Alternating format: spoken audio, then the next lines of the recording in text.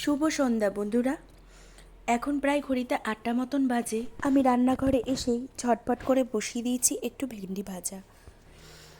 আসলে কাল চলে গিয়েছিলাম একটু আমার বাপের বাড়ি, তাই সেখান থেকে এসে তাড়াতাড়ি করে রাতের খাবারটা বানিয়ে নিলাম। পাশে একটু গাঠি আলু সেদ্ধও বসিয়ে দিয়েছি। আজ তো শনিবার, আর শনিবার দিনটা আমাদের বাড়িতে একদম নিরামিষ রান্না হয়। প্রতিবারই বাড়িতে গেলে পরে আপনাদের সাথে শেয়ার করি যে মা কী কী রান্না করে খাওয়ালো বা আমরা কি করছি, কিন্তু বিশ্বাস করুন এবার মন মেজাজটা একদমই ভালো ছিল না।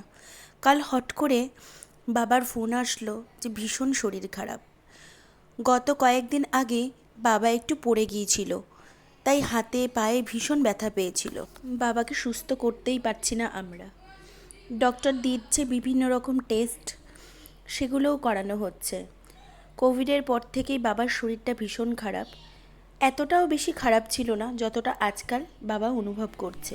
এখন তার খাওয়া দাওয়া, কোথাও ঘোরাফেরা বা লোকজনের সাথে বেশি কথাবার্তাও বলতে ইচ্ছা করে না। জানেন, আমরা বড্ড চিন্তায় আছি। কি টেস্ট করালে বা কি ওষুধ খাওয়ালে নিজেকে একটু বেটার ফিল করবে বাবা, সেটা বুঝেই উঠতে পারছি না। আপনারা যদি আমার ব্লগটা দেখে থাকেন অবশ্যই একটু বলবেন যে এরকম অবস্থায় আমাদের কি করা উচিত। চলুন, আপনাদের সাথে কথা বলতে বলতে সবজিগুলো সেদ্ধও হয়ে গেছে আর তরকারিটাও হয়ে গেছে। এবার একটু হালকা চিনি দিয়ে তরকারিটাকে নামিয়ে দেব।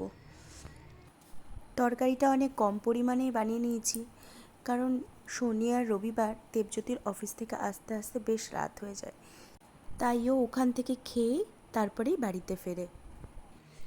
আজ রাতের বেলা রুটি করার দায়িত্বটা ছিল মার, তাই আমি নিচ থেকে মাকে খাবারটাও দিয়ে আসলাম, আর রুটিটাও মা বানিয়ে দিয়েছে, ওটা নিয়ে আসলাম।